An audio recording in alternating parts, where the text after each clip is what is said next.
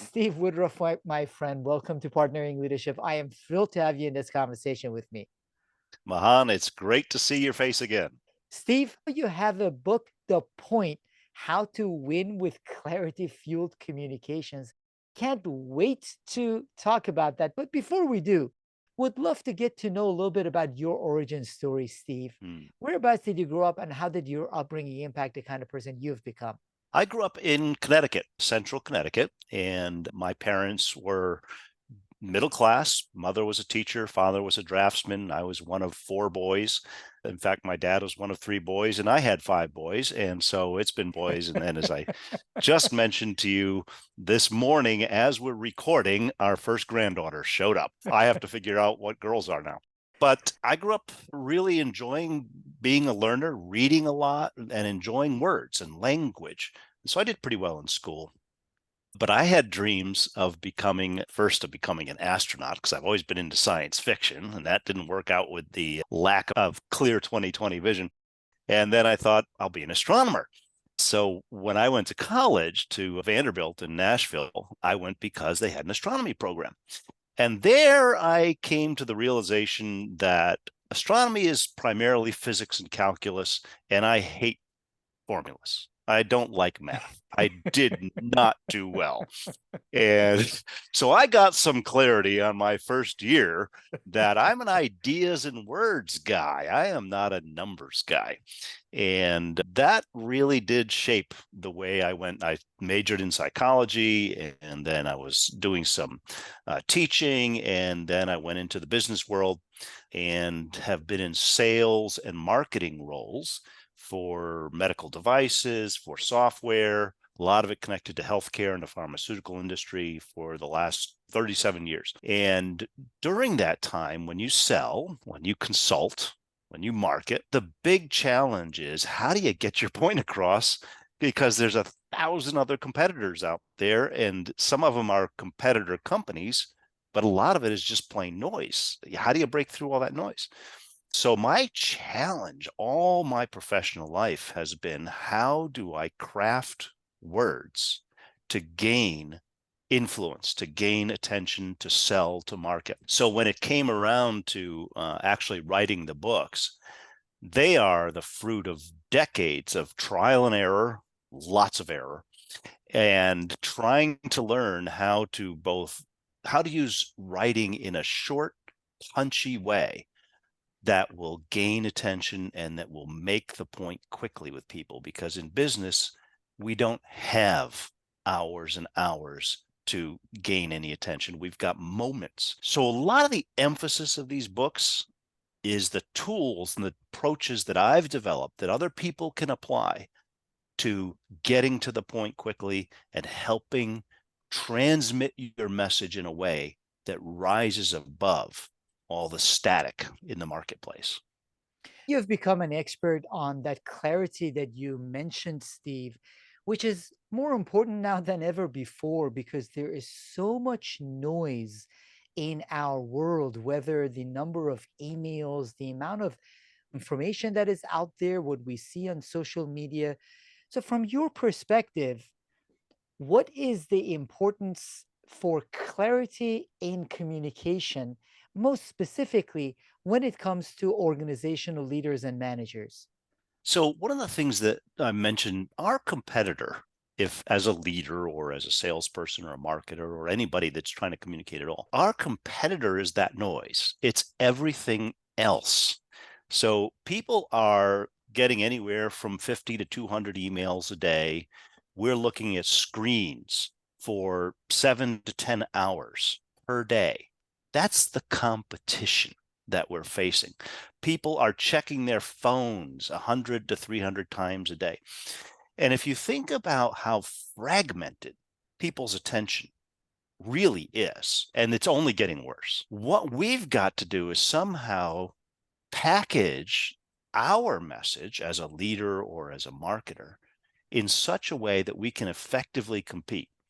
Now, I've mentioned I don't like math, but I can sometimes enjoy the numbers. And the most striking number that I've come up with that shows the challenge is that our brains, the human brain, is processing 11 million bits of information per second from all five senses. There is a torrent of continuous input coming into the human brain. It always has been ever since you were born. And when I am talking with you and when I am focusing on one person or on one screen or something, that's a 60-bit information flow. We can focus on 60 bits. So if I'm going to have your attention and if I'm going to communicate effectively, I've got to win the 60-bit focus battle against 11 million bits of competition. That is humongous. And the interesting key to this, the brain science, is that we have this wonderful neurobiological filter called the reticular activating system. And its job is to focus. And it's looking for the one thing that's most important at this time, the relevant thing. So if I'm going to lead effectively, I've got to speak the language of what's relevant to you, what matters to you, what's important right now, because the RAS, the reticular activating system, is going to seize what's important. And if I'm just blabbing on and on about stuff and it's irrelevant, I'm just part of the 11 million bits of background. That is incredible to think about how our brains are pulled in so many different directions. And for anyone to be able to communicate effectively, they therefore need to have that targeted clarity. So you go through in your book the 4 core rules for the clarity fuel formula. Would love for you to talk us through what those rules are and how can an organizational leader or a manager think about applying those in communicating to their team and organization? So I usually start with the second rule because it's the rule everybody can relate to, and that is get to the point. So if I'm going to lead effectively, if I'm going to do anything as a professional or even just personal, because this applies to everything, personal, business, I got to get to the point. And we've all thought this so many times. We've sat in a meeting with somebody that's leading or presenting, and we've gone, will you please just get to the point? Because you don't know where it's going. And we will lose the attention and the focus of our audience if we don't get to the point. So that's the second rule. Now, the one that precedes it is almost comically simple. It's first, you got to have a point. And shockingly enough, a lot of times people communicate and they couldn't even articulate where they're going. What's the purpose? What's the intended result? And so if I'm going to be an effective communicator and leader, I've got to know, just like I have to plug in a destination on a GPS, I've got to know where I'm going. I got to have a point. Then I got to get to the point quickly because the RAS is demanding upfront real fast. What's the relevance? The third rule is now we have to make sure we get the point across, which means that even though we're saying the same words and speaking the same language, it doesn't mean we have the same meaning. So if I use the word marketing, I have definitions and ideas and experiences in my mind, and so do you. But if we just talk about marketing and we don't define what we're actually talking about, we may be talking about totally different things. So a leader may be saying to one of their people, I really need you to be more efficient about this. What does that mean? Explain that, because I may have a totally different idea of efficiency. So we can never assume that people are really grasping where we're going. And that's why we've got to define and simplify and illustrate our terms. So you got to have a point, get to the point, get the point across. And then particularly in business and particularly in leadership, the goal is to get on the same page. What we're after is alignment and agreement and results and actions. So if you look at that sequence, that is actually the sequence for effective communication for anything, for a presentation, for running a meeting, for a one-on-one coaching session, for an email, even for a 30-second TV ad. So you got to grab attention with something that's relevant, and then you've got to explain a little bit about what's going on, and then you end with the call to action, see your doctor about so-and-so. It's the same sequence. And that's why it's universal. There's one set of rules that we can apply to all communications because this is what it means to be brain friendly. And this is the sequence that the human being and the human brain wants. It's universal, Steve, and it's something that I see violated on a regular basis. So one of the things that I do is that I work with CEOs and their leadership teams. That gives me an opportunity to sit in on meetings and observe interactions as people are, whether presenting, they're working on their strategy or talking through some of the priorities, how the metrics are looking, so on and so forth. First of all, a lot of times people are speaking in order to be speaking. They don't Yeah, necessarily have a point. they're hoping the point will spill out somewhere. Somebody tell me what I'm talking about here. And then on the getting to the point, when people higher up in the organizational hierarchy tend to take longer and longer getting to the actual point, therefore losing their audience. And that's why a lot of this really needs to start with leaders. Leaders need to set the example.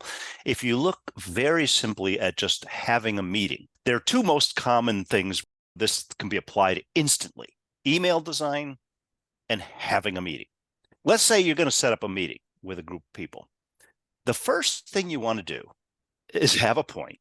And what does that mean? Right now, the people in that group, they're thinking a certain way, they're feeling a certain way, and they're acting a certain way. As a result of this meeting, how do I want them to think and feel and act differently? What's the delta? What's the change? What's the shift? If you can define the shift, that's the point. Interestingly enough, that applies to anything: email, advertising, marketing. It's what's the shift? You've got to articulate it. Now, if I know what the shift is, I can create an agenda that will get us there.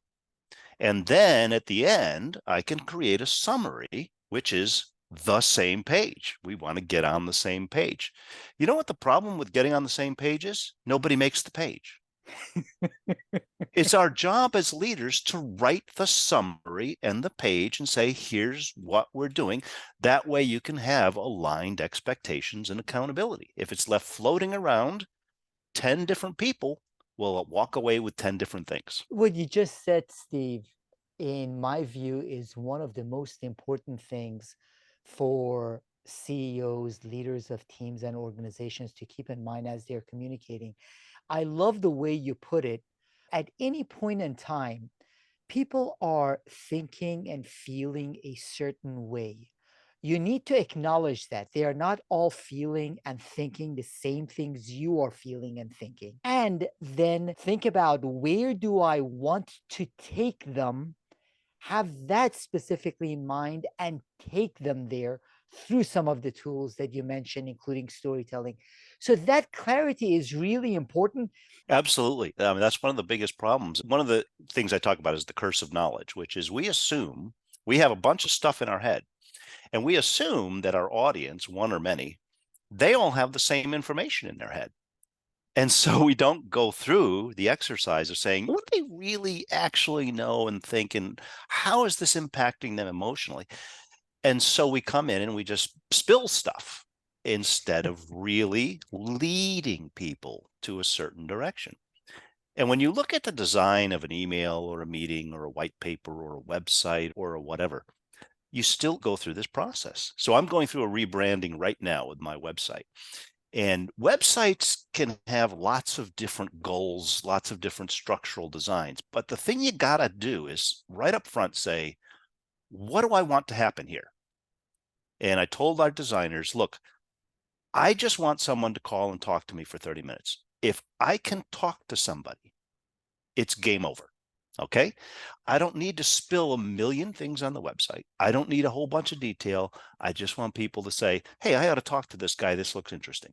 So that means very simple, very brief. But the temptation is to say, I got to say everything. No, that may actually defeat the purpose. Sometimes I fall into that trap as well. The fact that in our minds, we have a much more complete picture of whatever it is we're communicating, we need to take the time to think about where other people are at before being able to communicate effectively to them, whether it is a new person coming to a website Mm. or it is team members in an all staff meeting listening to the CEO, or it's an email we are sending to someone else. They don't have the full picture and context that we do. Therefore, it requires a different kind of thinking to be able to clearly communicate our message. I was working with one of my pharma clients on their onboarding program for new trainers. So they bring successful salespeople out from the field and turn them into sales trainers for a period of time. They wanted to refine their onboarding program. So I talked to some of the people that had been through it. And it turns out that there was just this list of very simple things that nobody was thinking about because they just work in headquarters and assume everybody knows it. And where's the men's room? Who do I call when I'm having a computer problem? And so we identified just these relatively straightforward things that were gaps, but no one was thinking about the experience of those people coming into the new environment. They were just dumping stuff and maybe not all the best stuff. That's trying honestly to see things from the other person's point of view, which is something that Dale Carnegie wrote about. You also mentioned stratification and sequencing of information. How does that help with clarity, Mm. Steve? Stratification is one of the most important things that I talk about in the book. And the analogy I often use is people want the needle, not the haystack. So the biggest problem with communication is dumping too much unstructured information.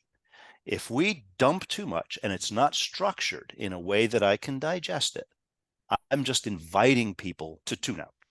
So if you go to a really nice restaurant and you order your dinner, what you don't want is for the chef to come out and just dump a bunch of ingredients on the table and say, Mahan, have a good time, and we'll start with dessert. No, that's not the right sequence. So with our information, and I use the imagery of a pyramid with 3 levels. The top level of the pyramid is the point. What is the actual real point, the needle in the haystack? What's the main thing? And I need to start with that to grab you, to get your attention and to say, here's the important thing. Once you feel like, okay, I'm engaged, this is important, I've bought the right to move to the next level, which is to talk a little bit more background, some of the story, some bullet points, some kind of context. Then at the bottom of the pyramid is the details. That's the stratification. And I usually think about it in 3 levels. Brain-friendly communication is stratified.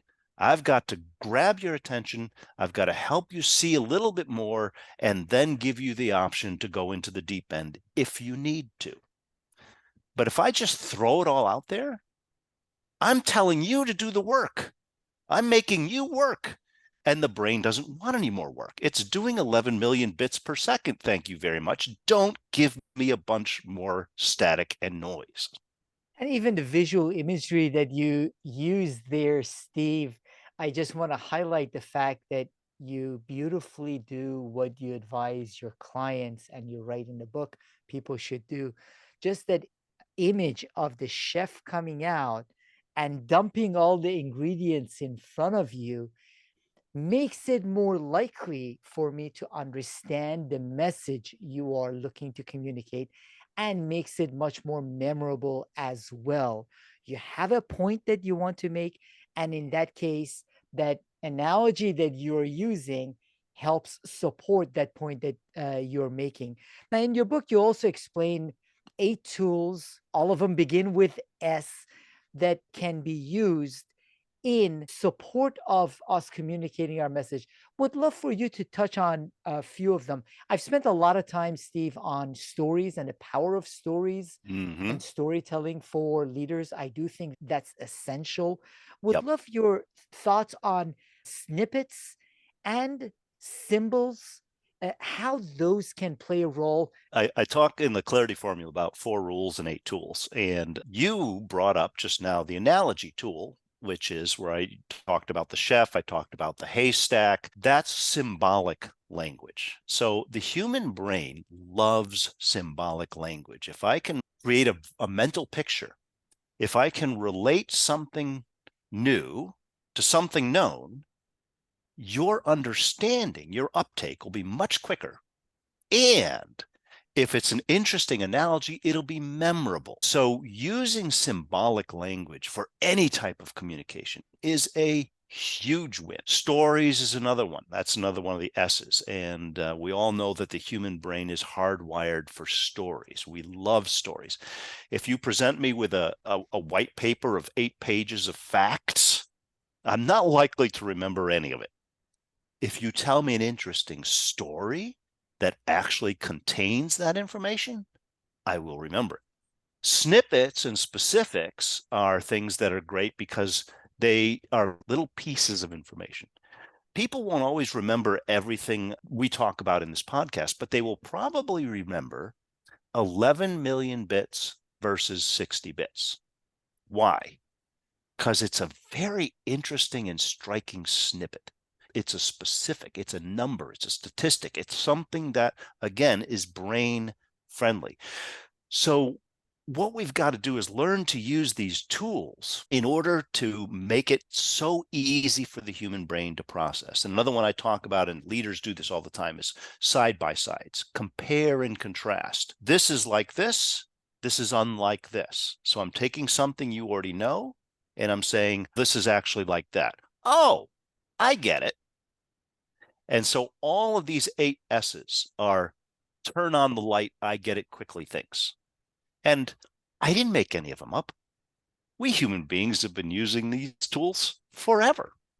It's just that I happen to turn them into 8 S's. That's all.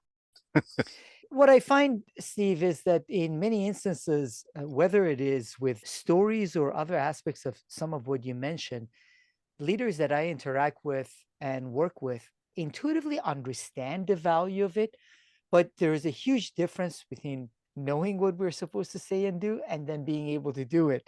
Because we go through this, I share with them podcast guests that I've had on storytelling, the importance of it. They tell me, aha, I really get it. That's powerful. And then the next time they have a talk, I'm sitting in there and they don't tell a single story that engages the audience. Yeah. So there is a huge separation between the audience nodding and saying, yes, Steve, I've heard that before. That makes sense. And being able to do it. So, what are your recommendations on people being able to bridge that knowing doing gap in being able to communicate with clarity? Let's go to storytelling because you brought that up. And storytelling is very important. Storytelling sounds hard. If you're used to being a business person and speaking in business terms, technical terms, whatever, it's like, what do I have to do? Become a poet? No, you don't. But what I like to do is say, okay, here are some specific kinds of stories. And that makes it simpler.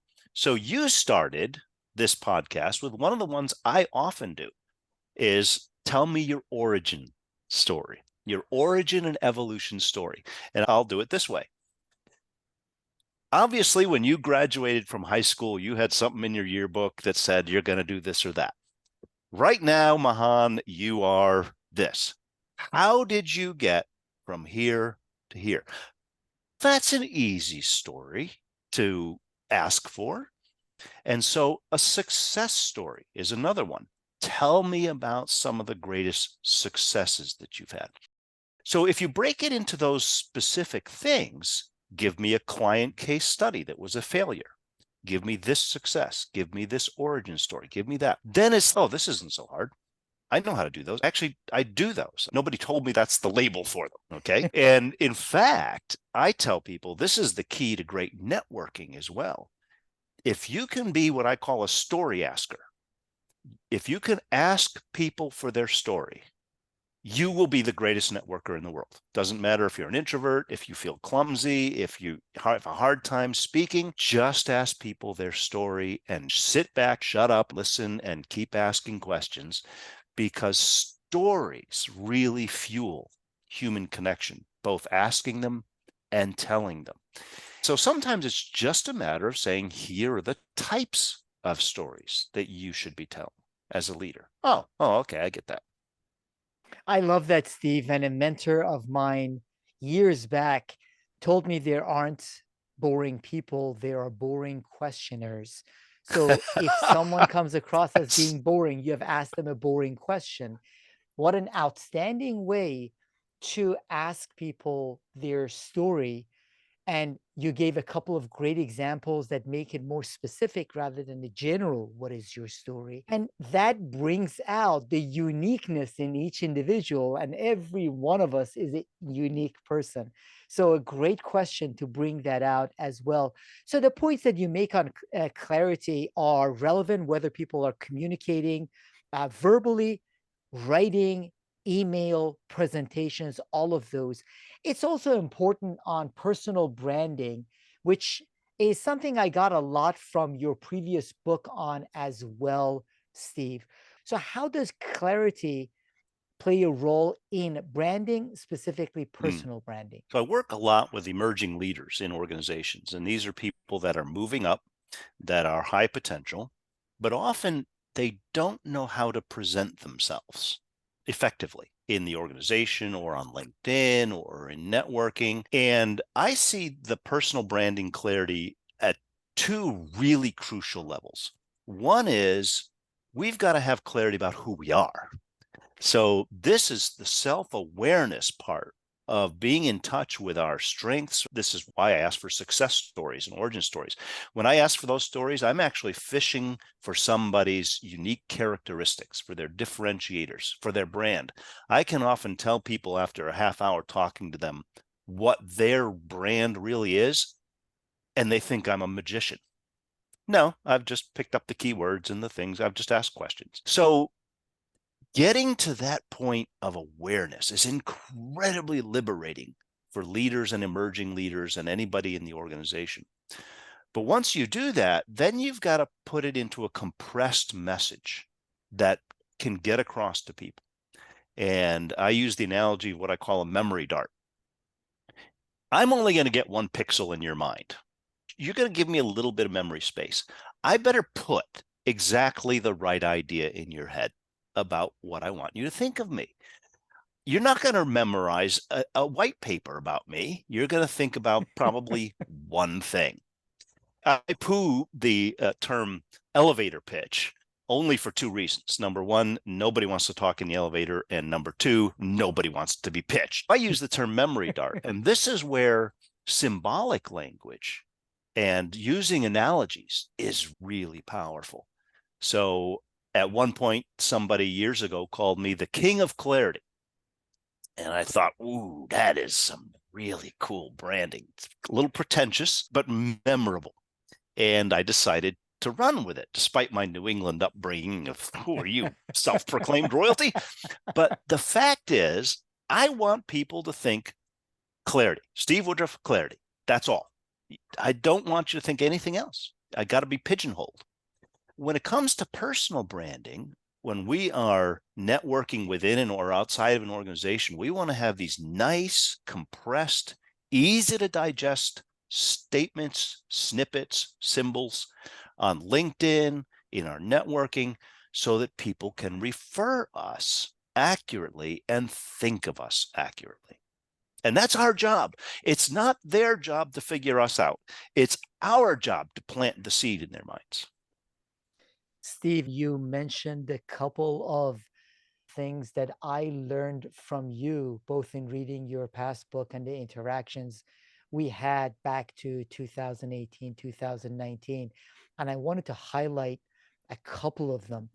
One is you said you want to be pigeonholed. We assume when we give people the elevator pitch, or in many instances, a longer than an elevator pitch, with lots of jargon thrown in there that people are going to have any desire to Mm, listen to it or they will remember it.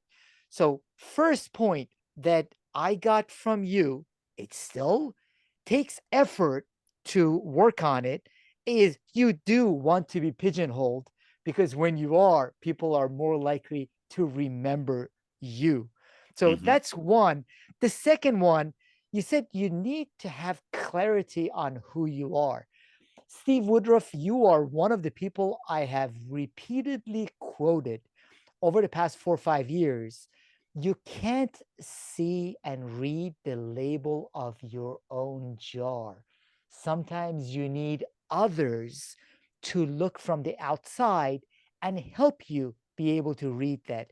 So, having that clarity from an outsider's perspective is of real value before then you can run with it and pigeonhole yourself. That's correct. Other people actually have a clearer view of us than we do. We're too close to, we're subjective. We're us. We take for granted certain things about ourselves that other people realize are magical. And that for us, ours like, I just do that. But sometimes everybody else has a real grasp of your superpower, of your real value. So when people validate it and you attach words to it, and that's why I do a keyword exercise with people on personal branding, is you got to settle on 4 or 5 keywords that really sum up the differentiating value of Mahan. Okay, you got to have those words. And when other people affirm those words and feed you those words and explain why, and then you begin to see your story through those words and you go, oh, yeah. So it took me into my mid 40s before I settled on the word consultant. I was wrestling with imposter syndrome as a marketer, as a salesperson. I was trying to be something I wasn't. And I finally settled on the fact, look, you're an analytical person. You work with words and ideas, you figure stuff out. That's good. And it just brought a huge sense of peace. Finally, okay, I'm a consultant. And then it gave me clear direction on, okay, what am I going to do with my life? And my books are an extension of my consulting analytical makeup. That's all. We're very unhappy when we're trying to be something we're not and somebody else hasn't helped us to read the label. But once we do, it's incredibly liberating and powerful. We have to have that clarity ourselves. It's actually very close to the first one of your four core rules. Have a point. In this instance, you have to have that clarity before you can communicate the clarity. So a lot of times we're struggling to communicate the clarity because we don't have clarity ourselves, let alone hoping to be able to communicate it in a way when other people would have the clarity. You've made the correction and you're correct. Have a point applied to personal branding is you got to know who you are. You've got to know your superpower and your differentiators. And if you don't, then you can't network effectively with others and say, here's where I'm going, here's what I'm all about, here's where you want to put me. And some of this is goes way back. You asked about my origin story. My dad was a very inventive person. He had this workshop in the back and he would create stuff. He had a relatively humble job as a draftsman and he didn't have a college education. He had no upward mobility in his work. But he was more than that. He was a creator. And I saw that he had hit this ceiling continually in his life. He was never going to go anywhere. And that stayed with me. I thought, you know what? If I have a chance to really run in my strengths, I'm going to do it.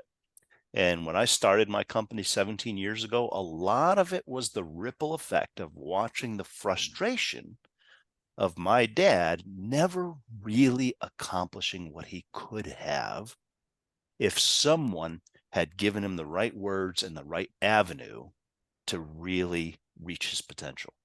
You are giving the right words and the right avenue through your great work. In addition to your books, Steve, are there any resources, whether it is on clarity, communication, or branding, that you typically find yourself recommending as valuable resources for leaders of teams and organizations?